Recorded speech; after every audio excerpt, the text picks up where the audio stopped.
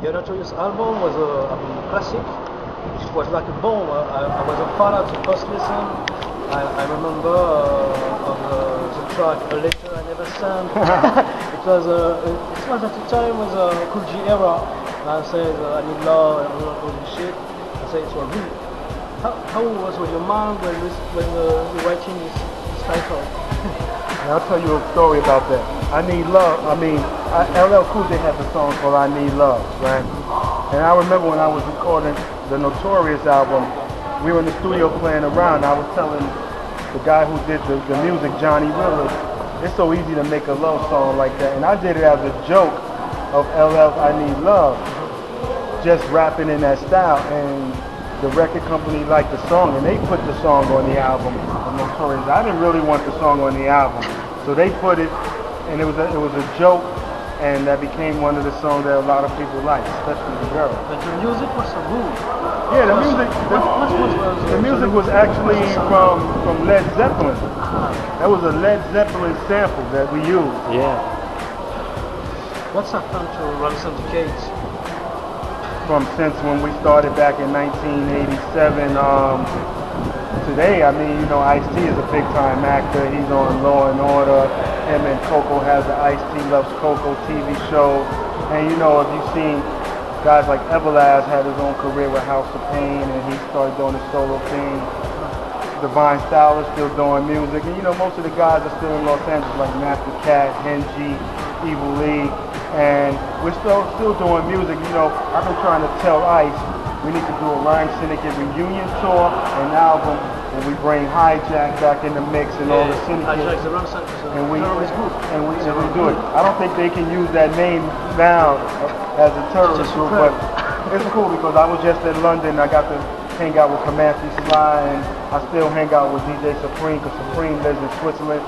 So when I first moved to Italy, Supreme and I was doing shows where he would DJ and I was up on stage and singing. So real hard runs, I have real hard songs. It was UK back in the days, and you got Dynamax from Syndicate also. But for medias and people in the world, young people, he's more known than you. It's because you associate with Ice-T on the West Coast. People don't mind. People don't give a credit to West Coast pioneers. I think about H.S.M. Lover, Arabian Prince, Shadow by Day, or people like Several de Bartolo, was a creator, the real creator of G-Funk.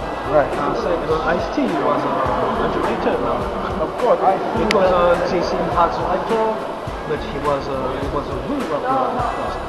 Yeah, but Ice-T is the original. He is the original gangster from West Coast. Way before Dre, before Easy, before Q, before Snoop. He was the one.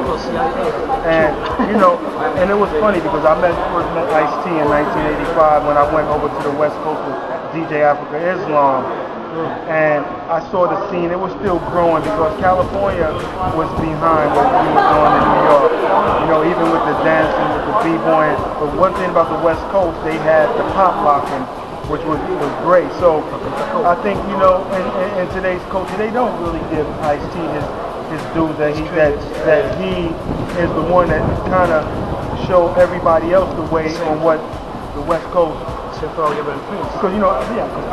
Ice was coming over to New York, hanging out with us. We're talking about in the mid '80s, he was coming and we was on the Zulu King thing with Grandmaster Caz, Melly Mel, Busy Bee Starsky, Bronx Style Bob, and we had our thing going on. And like you said, you just mentioned about my man Dynamax. You know about Dynamax? Dynamax is my family. He is the hip hop ambassador in Europe. Because Dynamax goes all over Africa, and we now, you know, preaching peace, love, unity, and all the Zulu nation ways over in Africa. And we have a group called the Bronx Syndicate, and we just put up a new video called Bronx Syndicate. So, you know, we have the first one, the Funhouse Adventure, and it's a great look. Dynamax is one of the OGs from New York to come over to France and show them what hip-hop was about when he was over here doing his thing with B-Nasty. Even with him, they don't give him the props he needs to get. He's the OG, the first to start Zulu Nation in France. You know? Did you collaborate with some West Coast artists? Well, I mean, you know, East Coast or Youngstown? I mean, you're talking about back in the day. I mean, I worked with guys, you know, like, well, you say Ice-T and all of the Rhyme Syndicate. I also worked with Def Jab, doing stuff with DJ Muggs. You know, all my family, 783. You know, we was the thing like, 'cause at that time, hip hop was about bridging the gap. And it was not about East Coast, West Coast. Yeah, they embraced us because if you were from New York, they looked at us as the originators of hip hop. But it was not, yo, we from the West Coast, I mean from the East Coast and yo, West Coast, and we cannot be unified, you know, because that was the whole thing. That band was like peace, love, unity. And it didn't matter your color, your race. We all joined in and for the love of hip hop, we did what we had to do. Did you have a point of view about the underrated area as Mopro? This is about people like King Lou and all these producers, the Bay of Oakland. You like it? I like every form of music because, see, Bambaataa taught us to love every music. If you were at a party back in the day, Bambaataa played every style of music, whether it was reggae, rock, calypso, Latin, funk. He played it all, and we learned to rap over every style of music. So when I moved to the West Coast, obvious, yeah, the scene started to grow. So I would go politicking, go check out Too Short music, whether it was E40, you know, Spice One, hanging out with Digital Underground, with Tupac when Tupac was down with Digital Underground, you know, Mac Ball. So my whole thing was that I loved all of it. And then you had Las Vegas had Rhyme Syndicate in Las Vegas. My boy Paulie Mack and them was down there holding it down for the Rhyme Syndicate in Las Vegas. So hip hop music was all over when you look at it back in the day. Brother Lynch Mob, come on. Brother Lynch Mob was from Sacramento. But it was like hip hop was everywhere, you know, with the Conscious Daughters. Yeah. So you know, and then when even the girls caught fire when you talk about Body and Soul, the Poetess. You had JJ Fad. So you know, it was spread all around.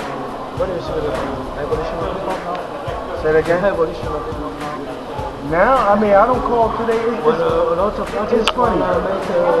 make better music. No, because it's funny with today's generation when you say hip hop. Because I look at it, today's generation does rap songs. They make rap music. They do rap songs, they do rap music. You don't get today's rap artists come to hip hop events.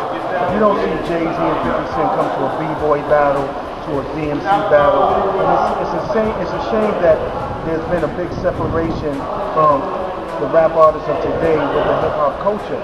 And we tried to go around and teach them that, yo, this is the hip hop way. Because there was a time, a situation when Ice-T said that Soulja Boy destroyed hip hop.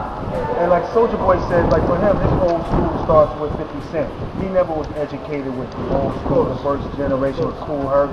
And he said nobody ever approached him to teach him. So one way is that we as the old school can teach today's artists, but then today's artists have to have the knowledge and wisdom to want to learn about how this all started. So each one teach one to reach one. Well, thanks for the interview with Melody. And thank you. It's my pleasure. When it comes to hip hop, I'll talk about it every day, all day. I go around Europe teaching hip hop history in the schools and youth centers, teaching them about Kool Herc, Bambaataa, Cold Crush Brothers, Fantastic, Africa Islam, because today's media and MTV is not going to tell you the real about the hip hop history. So who can do it better than us who live the culture? Peace.